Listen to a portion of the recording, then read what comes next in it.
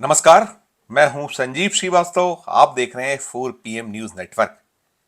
मध्य प्रदेश के पूर्व मुख्यमंत्री और कांग्रेस के दिग्गज नेता कमलनाथ अपने सांसद पुत्र नकुल नाथ के साथ बीजेपी में जा रहे हैं।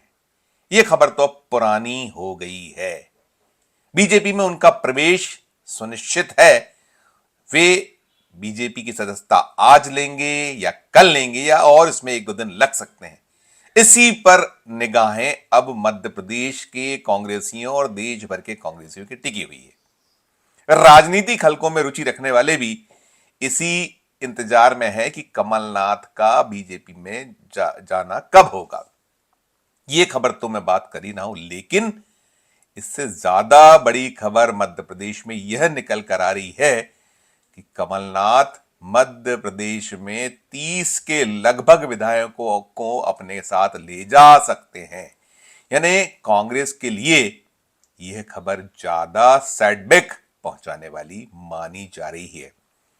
जैसे ही संकेत मिल गए हैं कि कमलनाथ जा रहे हैं, उसके बाद से कांग्रेस अपने विधायकों को कहीं एकजुट करने, उन्हें मनाने, उन्हें बीजेपी में ना जाने देने की कोशिशों में जुटी हुई है, संपर्क साधे जा रहे हैं। लेकिन कमलनाथ समर्थक काफी संख्या में विधायकों के फोन स्विच ऑफ हैं। कई विधायक संपर्क में नहीं आ रहे हैं। मध्य प्रदेश में जो कांग्रेस का इतिहास है, एक अलग इतिहास मध्य प्रदेश में रहा है और मध्य प्रदेश द्विदलीय चुनाव प्रणाली के लिए विख्यात है। यहां सीधा मुकाबला बीजेपी और कांग्रेस के बीच होता रहा है। मध्य प्रदेश में 230 विधानसभा सीटें हैं। 2000 में मध्य प्रदेश और छत्तीसगढ़ अलग हुआ था और जब छत्तीसगढ़ साथ था तब 320 सीटें हुआ करती थी और जब अलग हुआ तो सीटों की संख्या 230 रह गई और 230 सीटों में मध्य प्रदेश में यदि सबसे बुरा वक्त यदि कभी कांग्रेस का रहा है तो वो 2003 में रहा है। 2003 में सबसे कम संख्या की सीटों पर कांग्रेस सिमटी थी।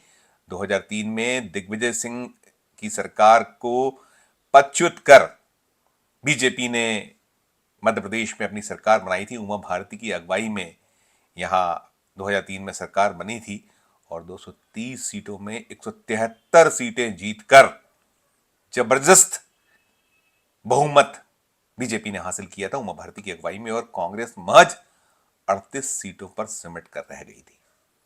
इसके बाद बीजेपी लगातार सत्ता में बनी रही। 2008-2013 का चुनाव जीता। 2018 भर ऐसा साल रहा जब भारतीय जनता पार्टी चुनाव में सरकार अपनी नहीं मध्य प्रदेश में बना पाई और कुछ समय बाद 2020 में जब सिंधिया ने बगावत की तो उसके बाद बीजेपी पुनः सत्ता में लौट आई और फिर इसके बाद 2023 के विधानसभा चुनाव में बीजेपी ने 163 सीटों पर शानदार जीत अर्जित कर पुनः सत्ता हासिल कर ली। ये इतिहास मध्य प्रदेश का रहा है। लेकिन अभी जिस तरह की खबरें निकल कर आ रही हैं उसे लेकर मध्य प्रदेश कांग्रेस और कहीं ना कहीं कांग्रेस आला कमान के लिए भी चिंता का विषय है, क्योंकि मध्य प्रदेश में 2023 के विधानसभा के जो चुनाव परिणाम रहे हैं उन परिणामों में कांग्रेस को 66 सीटें मिली हैं।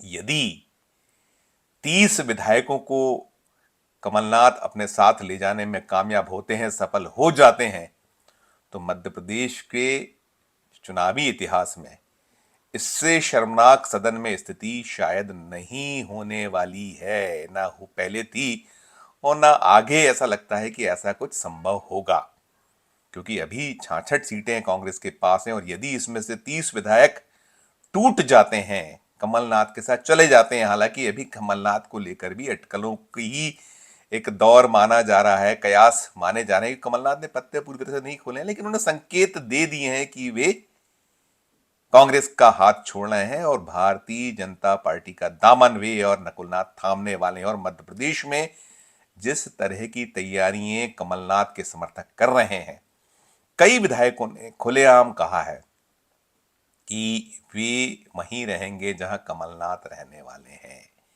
साथ साथ महापौर भी यही कुछ कह रहे हैं। जो कमलनाथ समर्थक महापौर हैं, छिंदवाड़ा के महापौर ने साफ कहा है कि उनका जो मूल है वो तो कमलनाथ से ही जुड़ा हुआ, जो भाव थे उनके कि वो उसी से जुड़ा है, और ये जहां साहब जाएंगे वहां वे जाएंगे। यही बात पूर्व मंत्री और कमलनाथ के खांटी समर्थक सज्जन वर्मा कह चुके हैं, और ऐसे कई नेता हैं जिन्होंने कमलनाथ की सानिध्य में राजनीति का ककहरा सीखा। उनके एक आशीर्वाद से फलते फूलते रहे। ऐसे सभी कांग्रेसी कमर कस तैयार हैं कि जैसे ही दिल्ली में कमलनाथ की बात बन जाएगी और इशारा होगा, वैसे ही वे एक क्षण में कांग्रेस को छोड़ देंगे और भारतीय जनता पार्टी का थामन थाम लेंगे।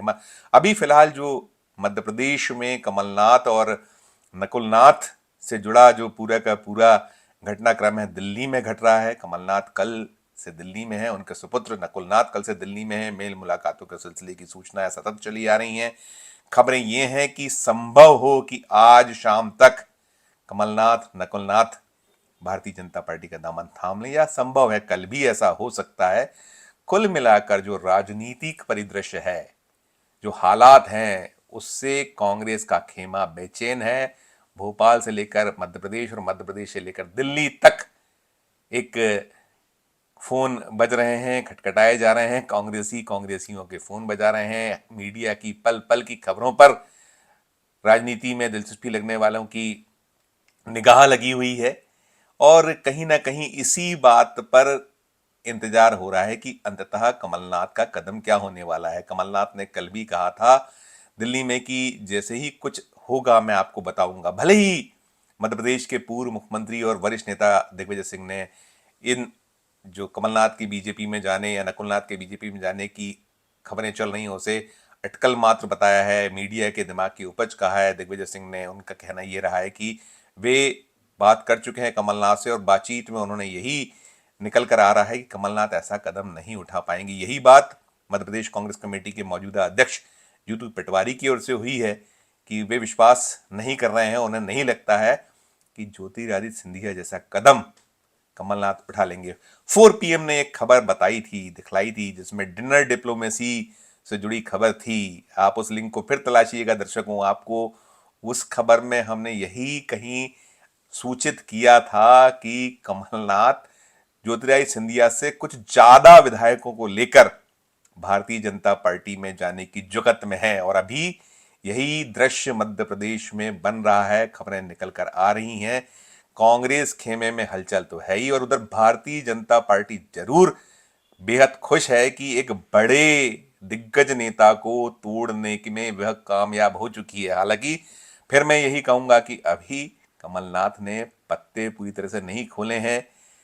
अभी जब तक वो बीजेपी का दामन थाम न लें, तब तक ये सब सिलसिला हम अटकलों तक ही सीमित मान सकते हैं कि अटकल हैं। लेकिन जो कुछ राजनीतिक परिदृश्य बना हुआ है, घटनाक्रम चल रहे हैं, सूचनाएं आ रही हैं, उससे ये लग रहा है, सुनिश्चित सा हो रहा है कि 2 दर्जन से ज्यादा विधायक कमलनाथ अपने साथ लेकर जा सकते हैं, जा रहे हैं। साथ साथ कुछ महापौर हैं और भी नेता, कुछ बड़े नेता अन्य भी जा सकते हैं जो मध्य प्रदेश विधानसभा 2023 का चुनाव लड़े थे, या कुछ बड़े चेहरे, बड़े नाम मध्य प्रदेश में माने जाते रहे कांग्रेस की राजनीति में, वे भी कांग्रेस का हाथ छोड़कर भारतीय जनता पार्टी के कमल का फूल यदि अपने शर्ट पर चिपका लें, अपने कुर्ते में लगा लें, तो आश्चर्य नहीं होना चाहिए।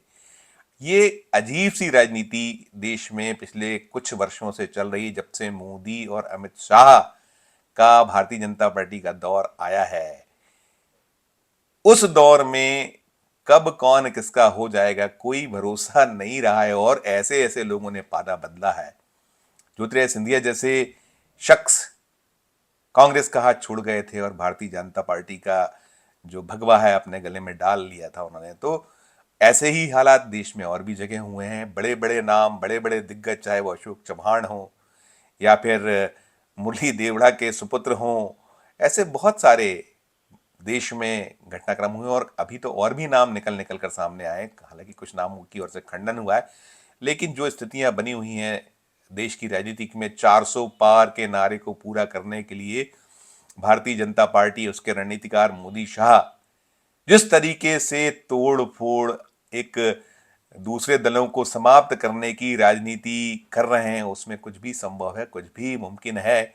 और वैसे भी भारतीय जनता पार्टी तो यही कहती है कि मोदी है तो मुमकिन है।